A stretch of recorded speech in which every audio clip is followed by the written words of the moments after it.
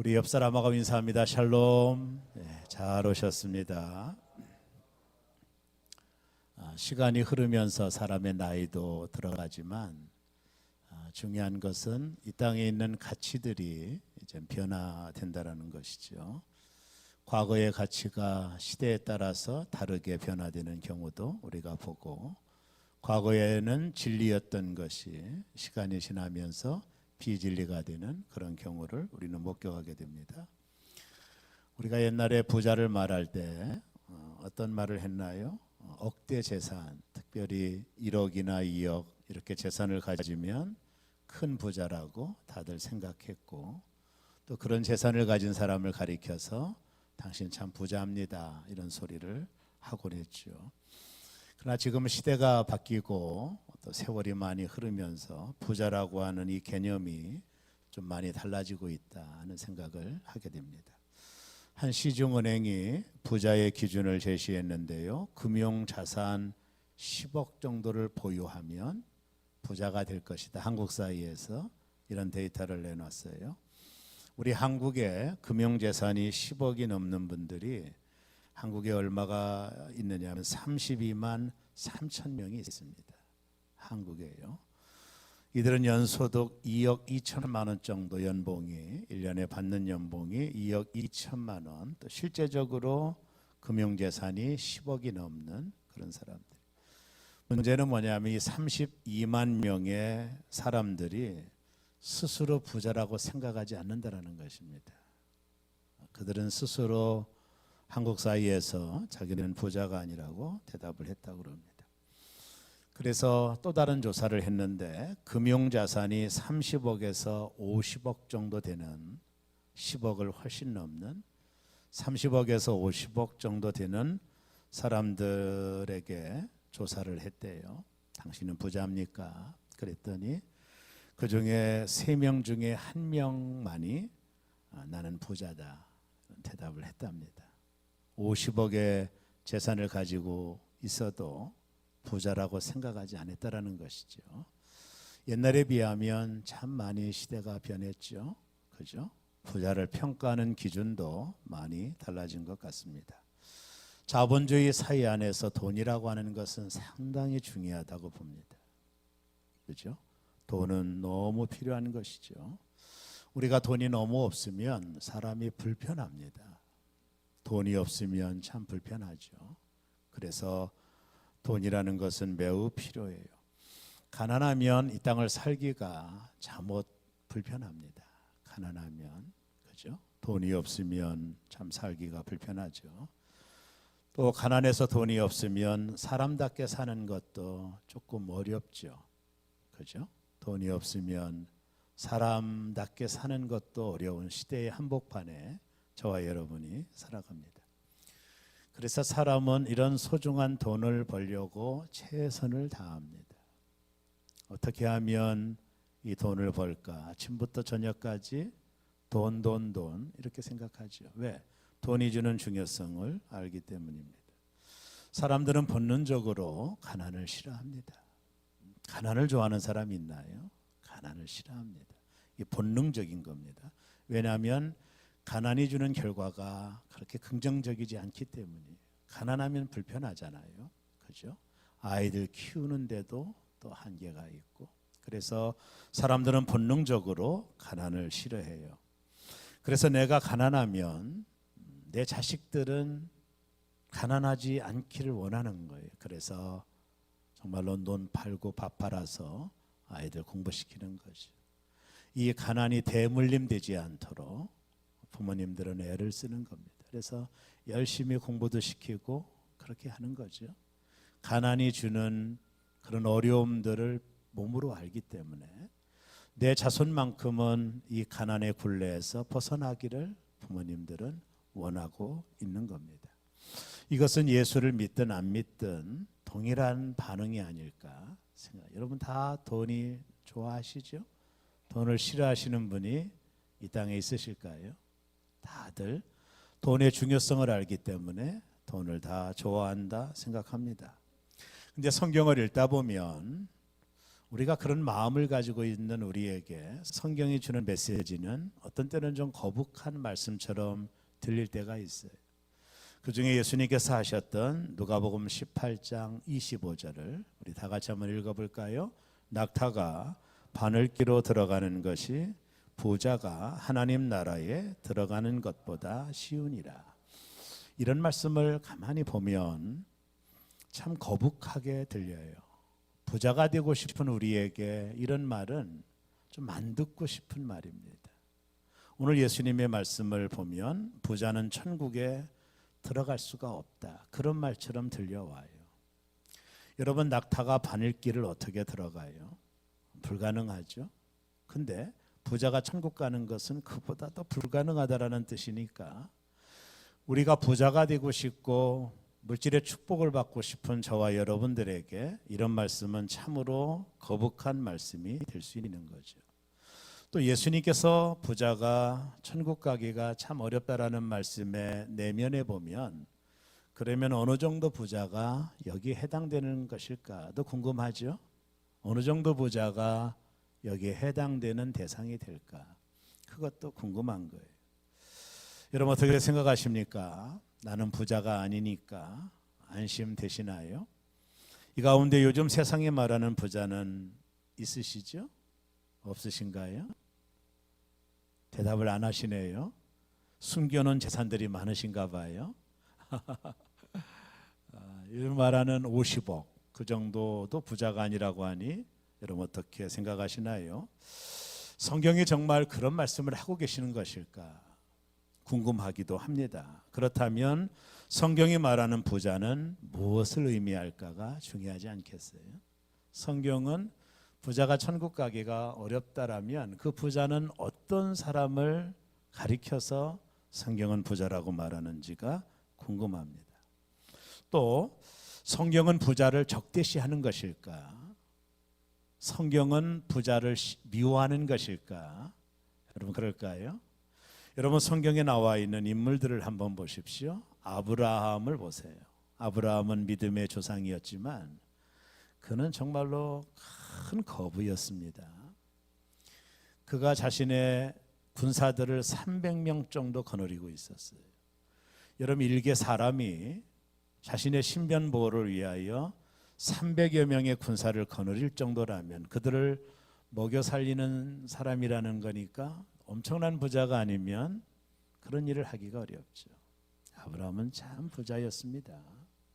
여러분 아브라함은 가난한 사람이 아니에요. 그의 아들 이삭은 어떤가요? 이삭도 거부예요. 성경이 그것을 우리에게 보여줍니다. 또 야곱이나 그리고 욥 같은 사람은 동방의 부자였어요. 성경은 욥기 1장에 그가 큰 부자라고 소개해요. 욥이 가난했던가요? 부자였습니다. 여러분 요셉은 어때요? 요셉은 총리였습니다. 모든 부유를 누린 사람이에요. 솔로몬은 어떤가요? 말할 것도 없어요. 여러분 다윗은 어떤가요? 여러분 최근에 어떤 책을 보니 지금 세계적으로 가장 부자인 빌 게이츠도 다윗이 가지고 있는 부를 따라갈 수가 없다고 그래요. 이 다윗은 거부였습니다. 성경에 나와 있는 일반의 사람들이 다 가난한 게 아니에요. 그렇다면 성경은 우리가 생각하는 부자의 개념을 말하지 않을 수 있다라고 하는 힌트를 얻게 되는 거죠. 여러분 돈이 더러운 건가요? 돈에는 더러운 것, 깨끗한 게 없어요. 그 쓰는 사람에 따라 돈이 더러워지기도 하고 깨끗해지기도 하는 것이지요. 그러니까 성경은 부자를 적대시하거나 미워하는 개념으로 말하지 않아요. 그다음 성경에 나와 있는 하나님의 축복을 받은 많은 사람들을 우리가 해석하기가 참 어려워요. 그러면 오늘 예수님께서 누구에게 복음을 전하기 위하여 오셨다고 했죠? 바로 가난한 사람들입니다. 자, 그렇다면 부자들은 이 복음을 들을 수 없는 것인가? 그리고 성경이 말하는 가난한 자라고 하는 것은 어떤 대상을 의미하는지가 잠옷 궁금해집니다. 마태복음 5장 3절을 보세요. 우리 한번 읽어볼까요? 심령이 가난한 자는 복이 있나니 천국이 그들의 것이며, 누가복음에는 심령을 빼고 가난한 자는 이렇게 말했고요. 마태복음에는 가난한 자 앞에다가 심령이라고 하는 말을 써놓고 있네요. 동일하게 반복되는 단어가 가난이라는 단어입니다. 그죠? 이 가난이 가난한 자가 천국이 저희 것이다. 예수님은 이 가난한 자들에게 복음을 전하기 위하여 이 땅에 오셨다라면 가난한 자가 매우 중요하겠군요. 그럼 성경이 말하는 가난한 자가 뭘까? 아까도 잠깐 언급했지만 성경의 대다수 사람들이 부유함을 누리고 살았거든요. 그러면 성경이 말하는 가난함이라고 하는 것은 좀 다른 의미가 있다라는 것을 눈치를 챌 수가 있을 것입니다. 저는 오늘부터 12월 24일까지를 우리가 대강절이라고 말합니다. 교회력에 의하면은요. 대강절은 예수님이 오심을 기다리는 절기예요. 예수님이 25일 날 탄생하셨으니까 24일까지를 대강절이라고 말하는데, 저는 이 대강절을 맞이하여 오늘 우리가 읽은 누가복음 4장 16절과 23절을 가지고 시리즈 설교를 좀 해보려고 합니다. 언제까지 할지는 모르겠지만 한번 진행하려고 하는데, 오늘 특별히 누가복음 4장 18절에 주의 성령이 내게 임하셨으니 이는 가난한 자에게 라는 말이 나옵니다. 그래서 예수님께서 이 땅에 오시기 700년 전에 이사야라고 하는 선지자가 앞으로 오실 메시아를 예언하는 내용이 오늘 본문의 내용입니다. 이사야 선지자가 앞으로 오실 메시아는 이런 분이 오실 것이라고 예언한 그 첫 번째가 뭐냐면 가난한 자에게 복음을 전하기 위하여 메시아가 오실 것이라는 예언을 하고 있는 거예요. 그러니까 이 땅에 오시는 메시아는 가난한 자들에게 복음을 전하기 위하여 이 땅에 메시아가 앞으로 오실 것이라고 이사야 선지자가 예언을 하고 있는 거예요. 그러면 이 가난한 자라고 하는 말은 대단히 중요하다는 것을 깨닫게 될 거예요. 그러면 성경이 말하는 이 가난, 성경이 말하는 가난은 뭘 의미할까? 저는 두 가지 차원으로 말씀을 나누려고 합니다. 그 중에 첫째가 경제적으로 가난한 자를 말하는 것입니다. 여러분, 우리가 복음을 헬라어로 요한겔리온 이런 뜻을 씁니다. 기쁜 소식이라는 뜻이에요. 예수님은 이 복음을 이 땅에 오셔서 가난한 자들에게 전하셨어요. 왜냐하면 메시아가 가난한 자들에게 복음을 전하기 위해 오시기 때문이죠. 예수님은 이사야 선지자의 예언대로 이 땅에 오셔서 가난한 자들에게 복음을 전함으로 이사야 선지자가 예언한 메시아가 당신임을 보여주셨어요. 주님은 이 땅에 오시어 가난한 사람들에게 복음을 전하셨는데, 예수님의 공생의 3년을 추적하다 보면 예수님은 소위 그 당시 로얄 패밀리와 같은 사람들, 부유하고 많이 배우고 이런 사람들과 함께 하기보다는 그 당시 정말로 하층민들, 소외당하고 연약하고 경제적으로 가난하고 정말로 찢어지게 가난한 그들과 주님이 함께 계셨다라는 것을 발견할 수가 있습니다. 말 그대로 그 당시 가난한 자들은 소망이 없는 자들이에요. 로마의 통치 아래 지배를 당하고 있는 유대민족, 특별히 종교 지도자들로 인하여 학대와 핍박을 받았던 소위 소시민들, 시민들, 그런 사람들은 정말로 가난했어요. 이들에게는 소망이 없었어요. 나라도 뺏겼죠. 이들이 아무리 애를 써도 부자가 될 수가 없는 시스템입니다. 그래서 이들이 원하고 바랬던 분이 누구냐면 이 땅에 오실 메시아를 정말로 소망 중에 바라보았어요. 이사야 선지자가 말한 대로 가난한 자들을 위하여 메시아가 오신다라는 말을 정말로 믿었어요. 이들은 메시아가 아니면 소망이 없었던 자들이에요. 그 당시 사회 구조가 그랬어요. 신약의 배경사 같은 데를 읽어보면 그 당시 소시민들은 예수 외에는 소망이 없었어요. 노력을 해도 부유해질 수가 없는 시스템을 가지고 있었어요. 이들의 가난은 늘 대물림되었고 이들의 가난은 이들에게 고통을 주었어요. 이들이 바라볼 수 있는 오직 유일한 길은 가난한 자들을 위하여 오시는 메시아를 기다린 것 외에는 방법이 없어요. 그분이 오시는 것이 이들에게 소원이었어요. 왜? 메시아가 그렇게 오신다고 약속했기 때문에.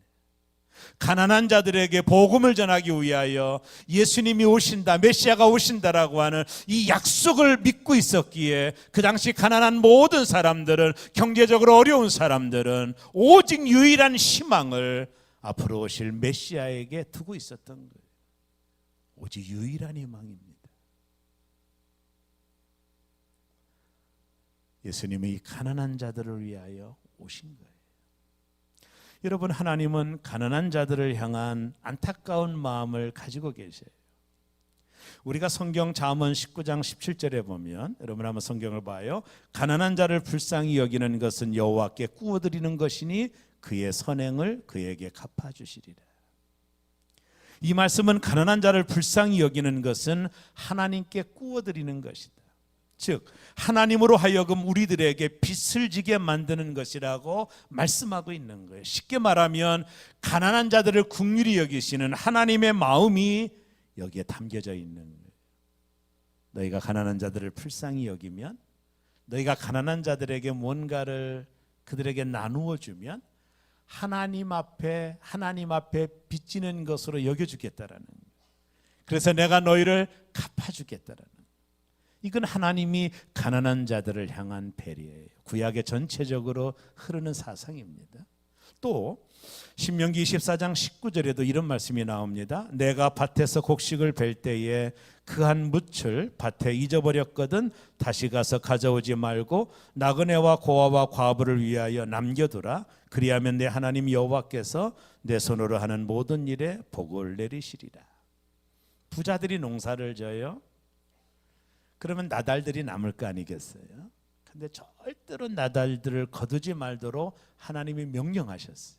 왜냐하면 고아와 과부는 밭이 없습니다. 농사를 지을 수 있는 터전이 없으니 부자들이 농사 짓고 남은 그 나달들을 주어서 먹고 살 수밖에 없어요. 그래서 하나님은 그들을 생각하셔서 농사를 짓고 난 다음에 나달이 있는 것을 거두지 못하도록 명령하셨고, 또 하나님은 희년제도를 만들어 가난한 자들이 밭을 사용할 수 있도록 법적으로 하나님이 명령을 하실 정도예요.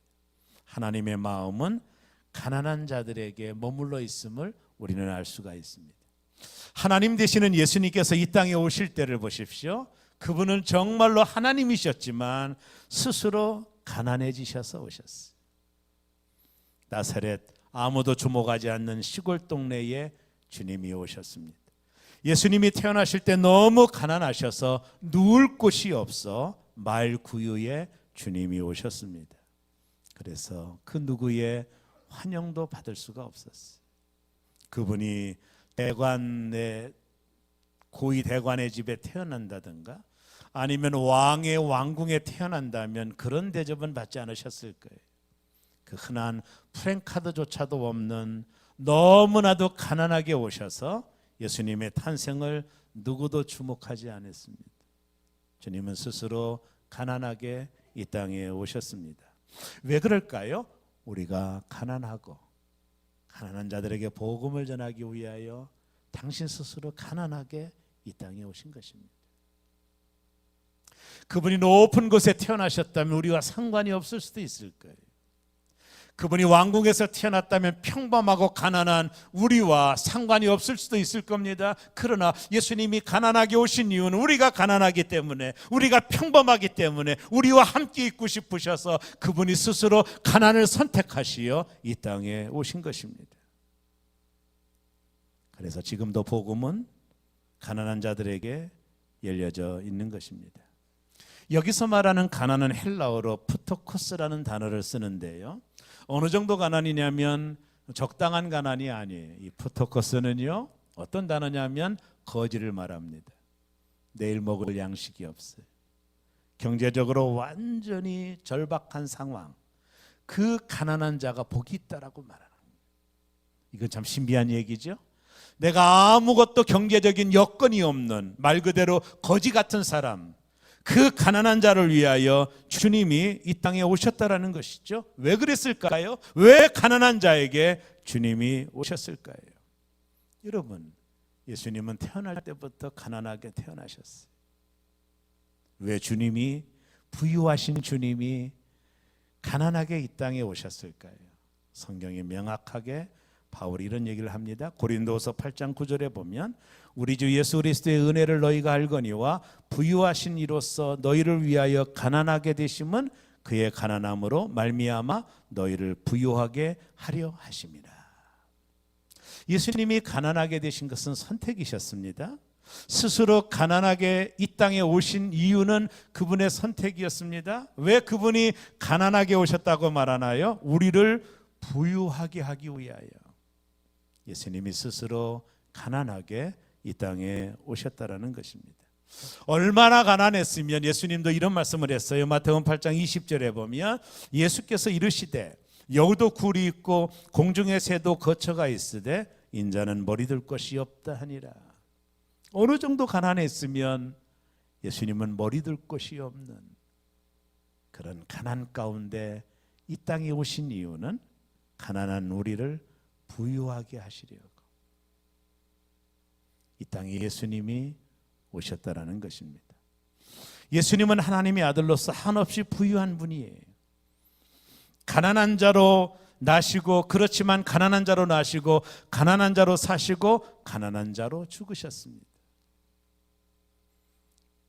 주님은 황금저택에서 사실 수 있음에도 불구하고 공중에 새도 깃들일 곳이 있고 여우도 자기 굴이 있는데 예수님은 머리둘 곳이 없이 가난하게 오신 것입니다. 땅이 그분의 침상이었고 바위가 그분의 베개였고 시냇가가 그분의 세면장이었고 산들바람은 예수님의 얼굴을 닦는 수건이었어요. 예수님이 죽으실 때 가난한 자로 죽으셨고 모든 옷을 벗기우고 그 나무 옷까지 하나마저도 군인들이 제비 뽑아 가져가 버렸어요. 죽으실 때도 아무것도 없이 가난하게 예수님이 죽으신 거예요. 주님은 그 흔한 시중도 받지 않으셨어요. 주님은 많은 부자의 친구가 될 수 있음에도 불구하고 친히 죄인들의 친구요 가난한 자의 벗이 되어 이 땅에 오셨고 가난하게 사시다가 가난하게 세상을 떠나가셨습니다. 왜 그랬을까요? 왜 그분은 가난을 선택했을까요? 그것이 메시아예요. 가난한 우리를 부유하게 하시려고 당신 스스로 가난을 선택해서 우리 가운데 오신 것입니다. 이것이 성탄입니다.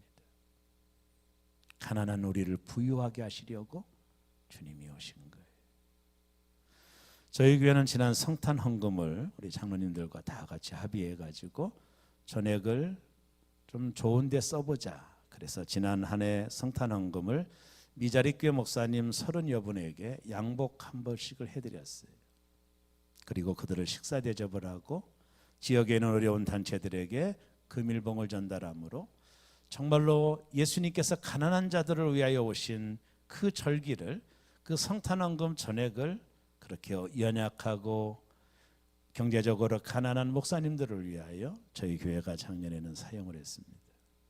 올해는 어떻게 사용할까 제가 기도하고 있어요. 주님은 가난한 자들을 위하여 스스로 가난해지시고 주님이 이 땅에 오신 것입니다. 그것이 성탄의 의미입니다. 왜 하나님이 가난한 자들에게 오셨을까요? 왜 그런지 아십니까? 왜 가난한 자들이 기쁜 소식을 듣게 될까요? 여러분, 가난하지 아니하면 복음이 절대로 들려오지 않습니다. 복음은 가난한 자들을 통해 흘러가는 거예요. 하나님의 기쁜 소식은 부자들에게 들어가는 게 아닙니다. 이 기쁜 소식은 가난한 자들에게 복음이 흘러가는 거예요. 이게 복음의 통로입니다. 여러분, 우리나라를 보십시오. 태평양 전쟁이 끝나고 한국 전쟁으로 우리나라는 세계에서 3위로 못 사는 나라였어요. 저 아프리카보다도 못 사는 나라였습니다. 보릿고개가 있었습니다. 동네에 TV는 한 집밖에 없어요. 저도 기억이 납니다. 그게 먼 시간이 아니에요. 우리 민족은 너무나도 가난했어요. 경제적으로 너무나도 곤고했어요. 그것이 우리 민족이었습니다. 이런 가난한 우리 민족에 복음이 들어왔어요. 우리 모두 다 마음을 열고 복음을 맞아들였어요. 우리가 너무 가난하기 때문에 주님이 필요했던 것이었어요. 가난한 한국 땅에 복음이 들어와 7, 80년대 이 급속도로 복음이 전해졌던 이유는 우리가 너무나도 가난했기 때문입니다. 어느 선교사가 이렇게 말합니다. 왜 목사님 일본은 복음화가 이렇게 작은가요? 선교사님이 대답합니다. 일본을 연구하는 사람이 대답합니다. 일본은 예수 믿기 어렵다고. 왜? 너무 잘 살아. 너무 잘 살면 복음이 들어가지 않아. 복음은 가난한 자들 통해 흘러가는 겁니다. 경제적으로 가난하고 소외당하고 연약하고 억압된 자만이 메시아를 기다리는 겁니다. 내 마음이 부유해져서 넉넉해서 아무것도 부족함이 없다는 자들 속에 복음이 들어갈 리는 만무한 것입니다. 오직 유일한 희망이 메시아만이 되어진 사람들, 그들이 가난한 자들입니다. 메시아가 아니면 소망이 없는 자들, 그들 때문에 주님이 오셨고 그들이 복음을 듣는 것입니다.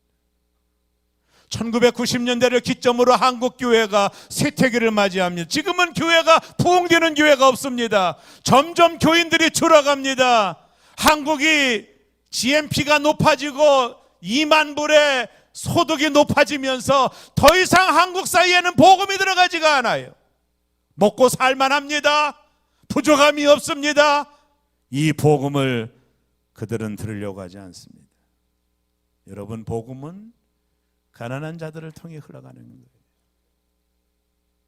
그래서 예수님이 이 땅에 가난하게 오셨고 가난한 자들과 함께 하셨고 가난한 그들에게 복음을 전함으로 인하여 메시아로 이 땅에 오신 것입니다. 누가복음 2장 10절에 보면 천사가 이르되 무서워 말라 내가 온 백성에 미칠 큰 기쁨의 좋은 소식을 너희에게 전하노라. 가장 큰 기쁨의 소식을 누가 들었을까요? 목자들입니다. 목자는 그 당시 가장 가난한 사람들이었습니다. 삶의 하층민들이었습니다. 하루 벌어 살아가는 사람들이었습니다. 이 기쁨의 소식이 그들에게 먼저 전해진 것입니다. 이것이 복음입니다. 이 복음은 가난한 자들에게 전해지는 거예요. 지금도 마찬가지입니다. 복음은 가난한 사람들에게 전파되는 거예요. 부자들은 복음을 외면합니다. 무가치한 것으로 여깁니다. 우리나라도 7, 80년대 복음이 무서운 속도로 전파되었을 때 한국인들은 가난했습니다. 메시아가 기다렸습니다. 뭔가 돌파구를 찾고 싶었습니다. 그래서 한국 땅에 복음이 전해졌지만 이제 우리나라가 국민소득 2만 달러가 넘었으면서 더 이상 저들은 복음을 외면합니다. 예수님은 이 가난한 자, 경제적으로 가난한 자를 위해 이 땅에 오신 거예요. 그래서 부자는 위험한 것입니다. 왜일까요? 부자는 하나님의 소유인 물질을 독점하면서 가난한 자의 것을 가로채기 때문입니다. 그리고 부자는 하나님보다 자기 자신을 아니 물질을 더 의지하기 때문입니다. 그들은 하나님의 뜻, 하나님의 통치를 받아들이려고 하지 않습니다. 왜냐하면 물질 속에 안전과 행복, 구원이 있다고 믿고 물질이 그들이 우상이기 때문에 부자들이 천국 간다라고 하는 것은 낙타가 바늘길을 들어가는 것보다 더 어려운 일이 되어버리고 말았습니다. 복음은 오직 가난한 자들 속에 흘러가는 것입니다. 나는 걱정이 없어. 나는 안전해. 나는 행복해. 앞으로 50년 살 거를 다 준비해 두었어. 그런 자들 속에, 스스로 부유하다고 생각하는 자들 속에 복음이 흘러갈 수가 없기에 가난한 자만이 복이 있는 것입니다. 부자는 하나님과 멀어지고 가난한 자는 하나님과 가까워지는 거예요. 가난한 자는 그가 의지한다라는 어떤 것이 전혀 없기 때문에 오로지 하나님만 의지합니다. 그래서 복음은 가난한 자들에게 들려지는 것입니다. 가난한 저와 여러분을 위해 예수님이 2000년 전에 오신 것입니다. 이것이 성탄입니다. 오병이어의 기적을 행하신 주님이 충분히 부자가 되실 수 있는 주님이 스스로 가난해지면서 가난한 자들을 가까이 하시고 가난한 자들에게 하나님 나라를 전하기 위해 2000년 전에 이 땅에 오신 날이 성탄절입니다. 부유한 자들은 복음을 외면합니다. 가난한 자들만이, 오직 예수 메시아만이 유일한 희망이라고 생각하는 자들, 그 가난한 자들만이 복음을 듣게 되는 것입니다. 그래서 부자는 참으로 위험한 것입니다. 예수님이 이 땅에 오신 것은 가난한 자들, 경제적으로 가난한 자들, 오직 예수만이 유일한 희망인 자들, 그런 자들 속에 주님이 가난하게 오신 것입니다. 마지막 두 번째는 심령이 가난한 자입니다. 예수께서 팔복을 말씀하시며 마태복음 5장 3절에 보면 심령이 가난한 자는 복이 있나니 천국이 그들의 것이며, 여기서 심령이 가난하다는 것은 뭐냐면 마음을 비웠다라는 뜻입니다. 그래서 가난하게 되어진 자들, 쉽게 말하면 심령이 부유한 자라는 건 뭐예요? 우리 마음에 뭔가가 가득 채워져 있는 사람들입니다. 그러나 심령이 가난한 자들은 아무것도 없는 자들입니다. 그래서 메시아를 기다리는 자들입니다. 오직 하나님을 기다릴 수 있는 자들.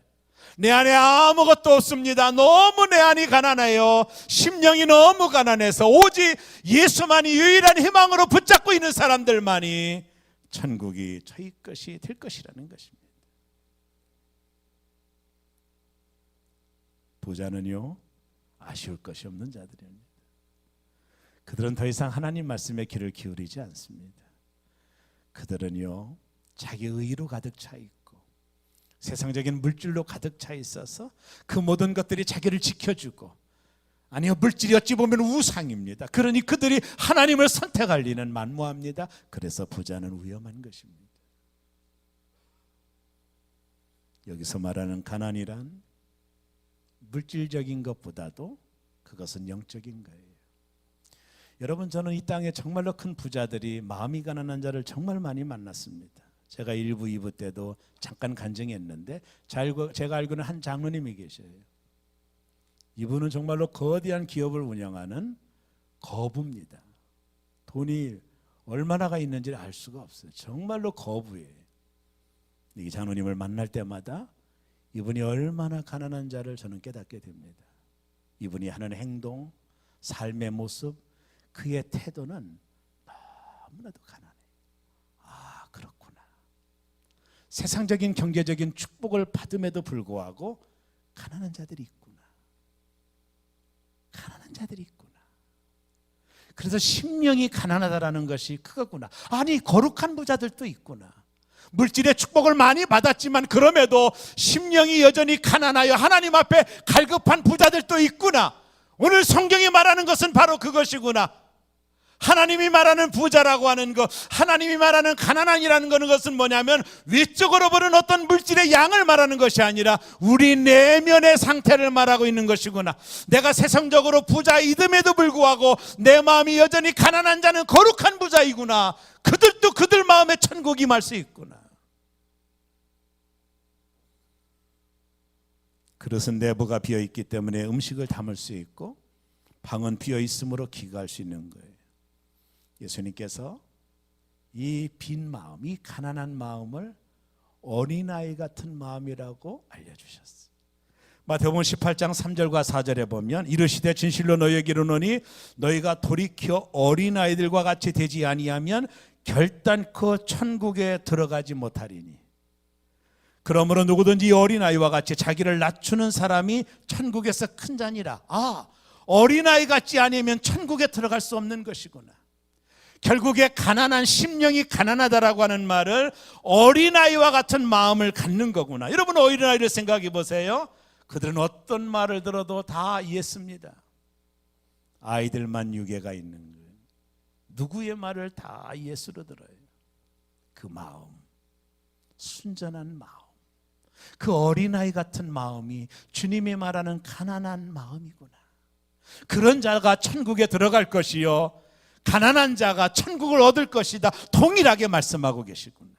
어린아이 같은 마음, 우리의 심령이 어린아이같이 순전하고 내 생각과 철학과 가치관으로 꽉 차 있는 것이 아니라, 나의 의로 꽉 차 있는 것이 아니라 내 마음이 너무 어린아이와 같이 가난한 그 마음 속에 복음이 들어오고 그 복음을 들은 자가 영원한 천국에 들림받게 되는 것이는 거예요.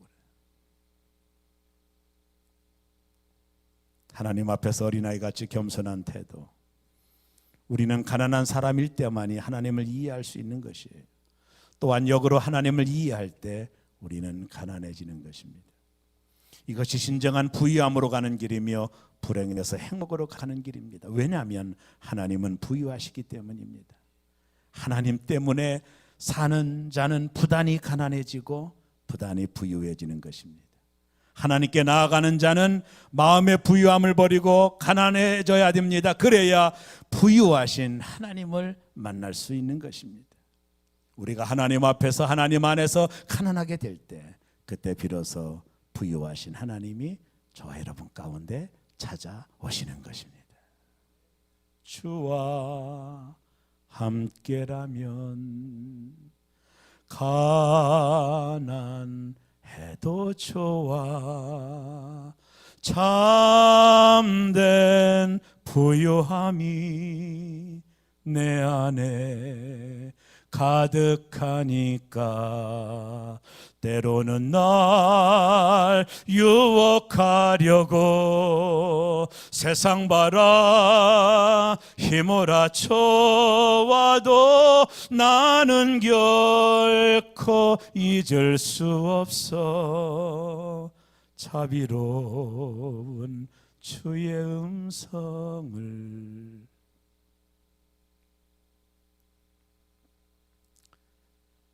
내가 가난해질 때 주님이 나를 부유하게 하시는구나. 부자는 소유의 개념이고 부유한 자는 존재의 개념입니다. 부자는 물질을 많이 소유한 자라면 부유한 자는 마음의 풍요로움을 많이 가지고 있는 자입니다. 부자는 땅의 것을 소유한 자라면 부유한 자는 하늘의 것을 소유한 자입니다. 부자는 많은 것을 가지는 마음이고 부유한 자는 많은 것을 버리는 마음입니다. 그래서 부자는 이 땅에서 땅의 영광을 누리지만 부유한 자는 이 땅에서 하늘의 영광을 누리는 것입니다. 부자는 자기 생애 동안만 영화를 누리지만 부유한 자는 죽은 이후에도 영원토록 영광을 누리는 것입니다. 우리가 가난해질 때 오히려 부유해지는 것입니다. 우리는 가난을 가지고 하나님께로 나가면 하나님은 부유를 가지고 내 안에 오시는 것입니다.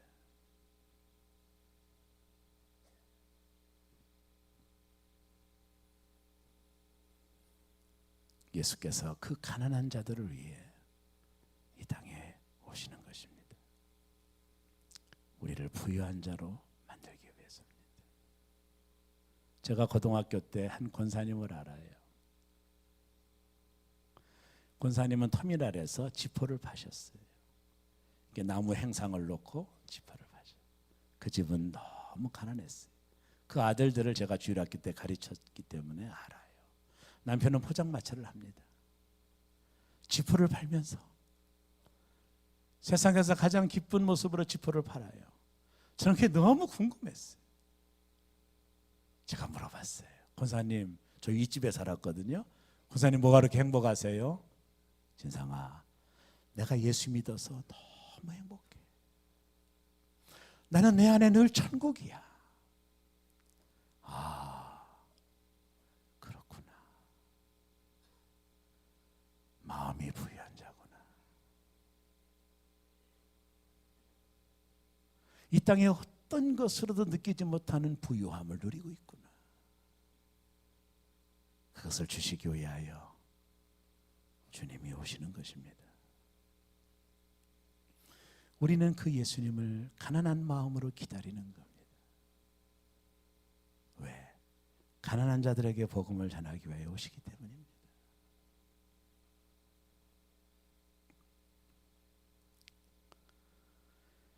미국에 있었던 일인데요. 어떤 심리학 교수가 40여 명의 학생들에게 단어 연상 테스트를 했대요. 크리스마스 하면 떠오르는 단어를 얘기해라.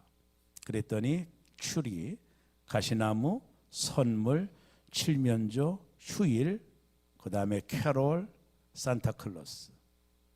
대답을 해요. 예수님은 어디에도 없어요. 어느덧 산타크로스가 성탄의 주인공이 됐어. 이게 우리를 아프게 해요. 미국 어느 작은 마을에 윌리라는 9세 아이가 있었습니다. 이 아이는 4학년이었지만 지적 능력이 다소 떨어져 2학년에 다니고 있었어요. 그의 성탄절 연극에 윌리는 여관집 주인 역을 맡았습니다. 대사가 2개밖에 없었으니까. 성탄절이 되어 교회에는 많은 사람들이 모였습니다. 연극이 시작되었어요. 연극 중에 요셉과 마리아가 여관으로 다가와 여관집 문을 두드립니다. 주인이 나와 여관에 방이 없으니 다른 곳을 찾아보라고 말을 합니다.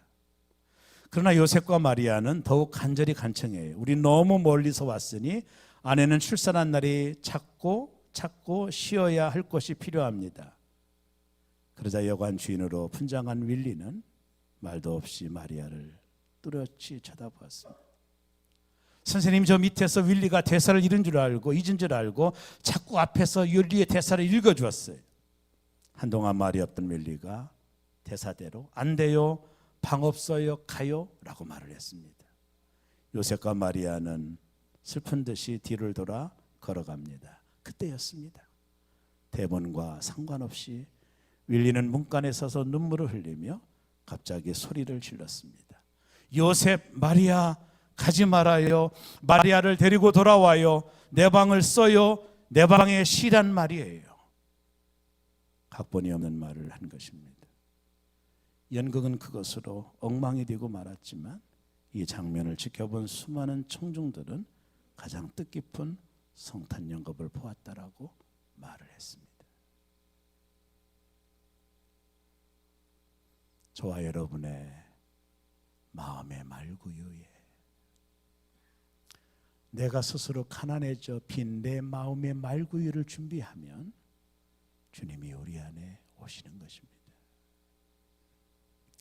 임성숙 시인의 시 크리스마스 찬가라는 시가 있어서 읽어보고 말씀을 마치려고 합니다.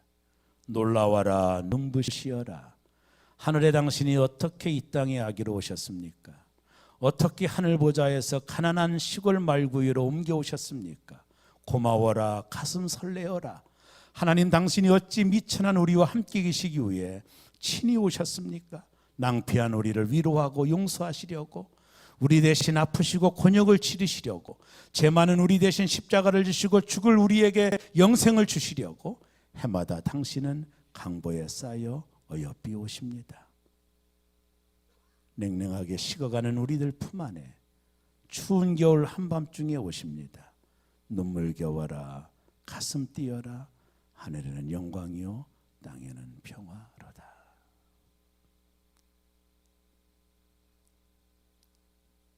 가난하게 오셔서 가난한 자들과 함께 계시고 가난한 자들에게 복음을 전하심으로 우리를 부욕케 하신 하나님을 찬양합니다. 이것이 성탄입니다. 우리를 부욕케 하시려고 오시는 예수 그리스도를 손꼽아 기다리는 새롬의 모든 가족들 되시기를 주의 이름으로 축원합니다. 기도하겠습니다.